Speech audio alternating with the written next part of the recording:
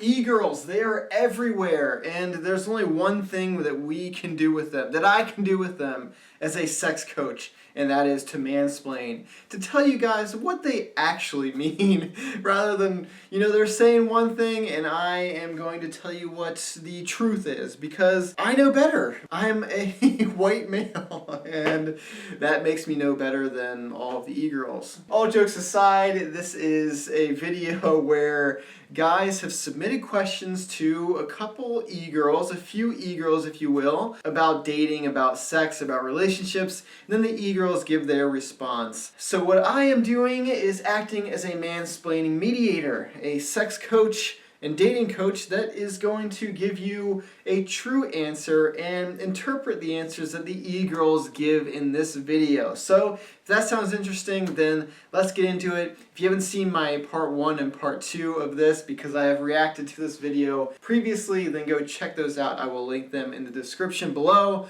But let's start mansplaining. Let's figure out what e-girls like and answer these questions that you guys have about dating, about sex and relationships. Do women prefer a man who is cleanly shaven downstairs? Do women prefer a man that is cleanly shaven downstairs? So this is 100% individual preference, I would say. Not that great of an answer. You are going to get a different answer from anyone you ask, because this is purely preference. Anything that relates to physical appearance is going to be individually based. Some women like a dad bod, some women like extremely muscular, shredded guys. That's just how it is. You're not going to ever get a generalizable answer from a physical characteristic question, like what do women want?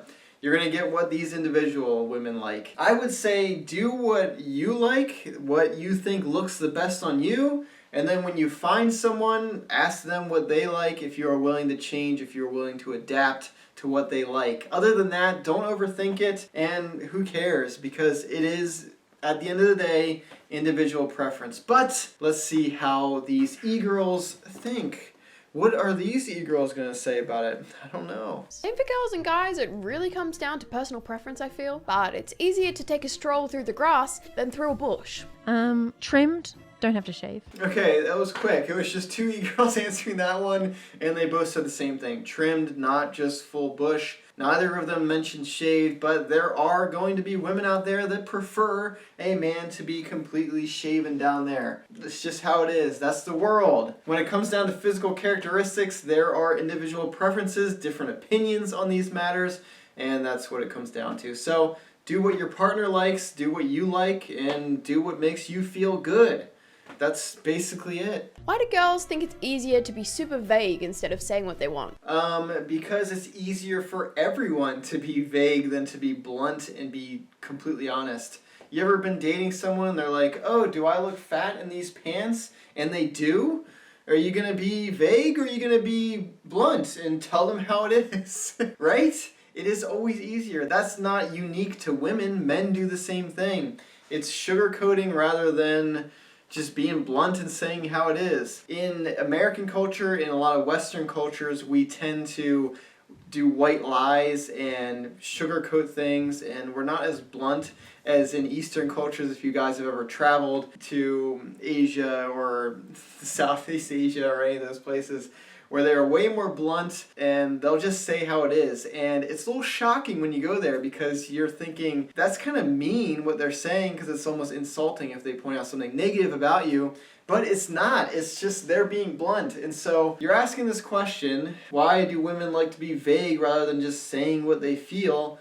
That's exactly why. Because it's easier, because it's not insulting, and they don't have to criticize you or potentially add any negativity into the conversation, into the relationship. That's a lot of mansplaining for me, so, I mean, let's leave it up to the e-girls. What do the e-girls think about this? I think a lot of the time they're trying to give you a chance to figure it out, rather than explicitly telling you so that you don't have to feel bad. And I think they often confuse being direct for being confrontational. Then again, I think that's just more common in girls. Definitely not necessarily what every girl is like. Because it's more fun and playful, and if you can figure out, damn, you're set up.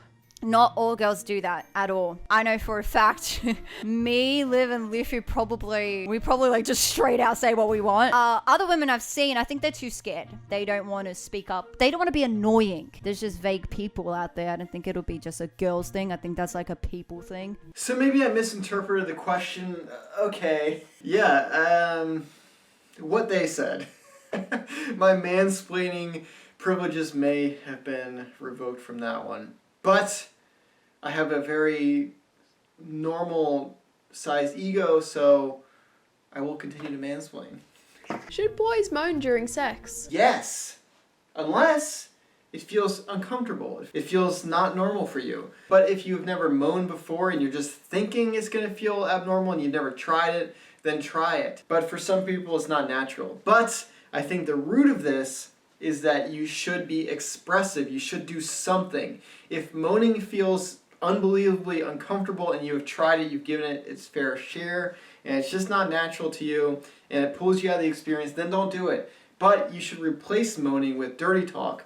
Saying how you feel, saying, that feels so good, that turns me on, I love when you do that. You need to be expressive and you need to give feedback in order to be a good sexual partner. Otherwise, if you are silent and there's nothing signaling to your partner that they are doing anything correctly, then they are going to be in their head wondering what is happening, wondering what they can do, wondering what they are doing wrong, and that is not the headspace that you want them to be in if you want to have a good sexual experience. So yes, be expressive. It doesn't have to be moaning, but it should be something. Dirty talk, heavy breathing even, anything like that. But let's see what these 3-year-olds say, because, you know, they're actually women, and I'm just a guy. I'm just a sex coach. I don't know why this is so taboo for a lot of guys. You have to do whatever comes naturally to you. Sure. You don't have to put it on or anything, but if you're holding back a moan, just let it out. What they should do is explain what feels good, explain what you want. If you're a moaner, go for gold. Right. They're not going to dislike it if you moan, and they're just going to like it more if you do, because it's signaling to them that you're doing something right. Just like I said, if moaning is not natural to you at all, replace it with dirty talk, and then you are set, and your sex will be amazing. Do not just lay there in silence and do sex in silence, because that leaves room for insecurity, that leaves room for performance anxieties in your partner's brain, and we don't want that in their brain. We want extreme pleasure, we want excitement, we want arousal. So do something to be expressive, and there you go.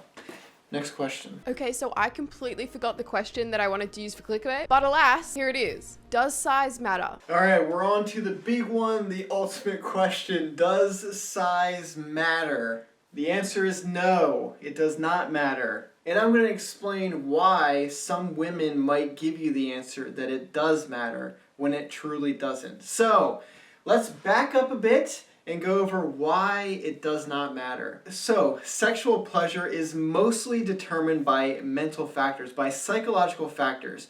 How present your partner is in the experience, how turned on they are, how aroused they are, how passionate they are, how emotionally connected they are to the experience, how immersed they are in the experience, and how comfortable they are in that sexual experience. It's all about psychological stimulation. If there's nothing arousing about the sex, nothing keeping them engaged, keeping them interested, keeping them excited, then no amount of physical stimulation will ever amount to anything other than bland physical stimulation. Now, this isn't to say that physical stimulation does not matter at all. It does.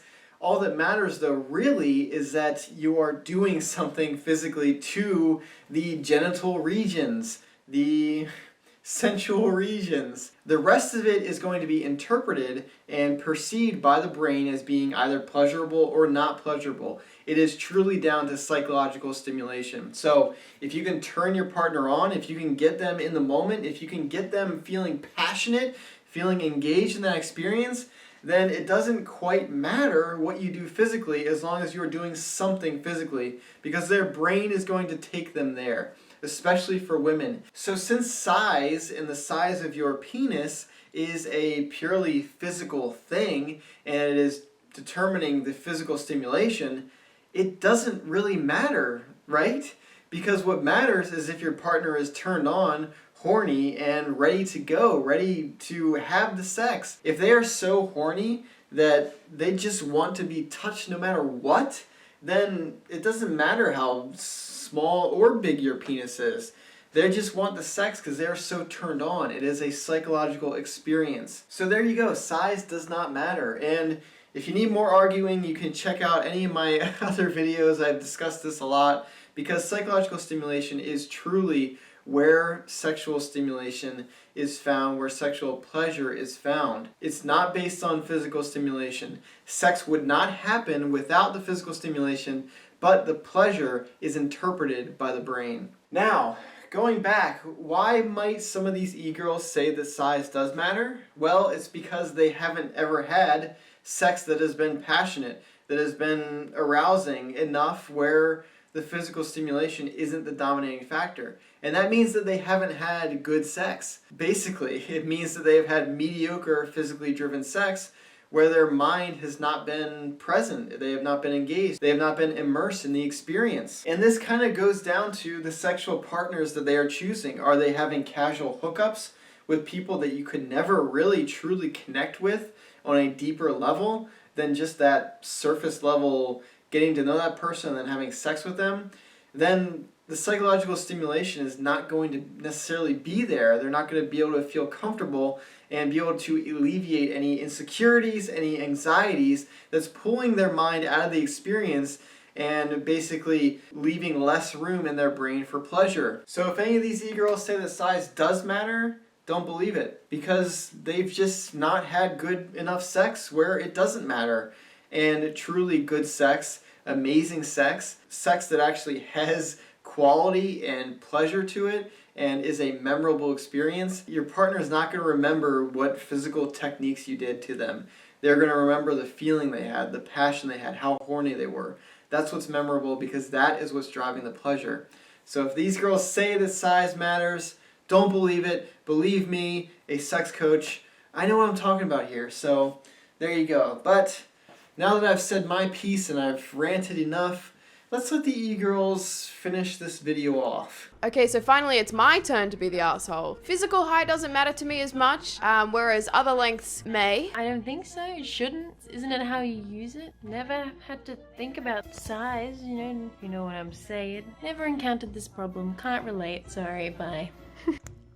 Honestly, in the nicest way possible, the size of your heart matters. Does size matter? No.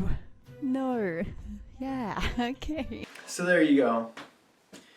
Size doesn't matter. It shouldn't matter. If it does, then it kind of sucks for these women because they haven't actually experienced a great, phenomenal sexual experience.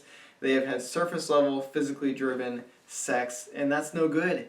And we gotta change that, which is basically the primary reason I made this channel in the first place, to try to convince you guys to focus on psychological stimulation rather than physical stimulation, because that is what takes you from a sexual newbie to a sexual master that can have amazing sex all the time and not have to worry about the size of their penis or even really what they're doing physically at all. So, and I will say that when that second girl mentions motion of the ocean or how you use it, that is your brain. So that is what she's alluding to.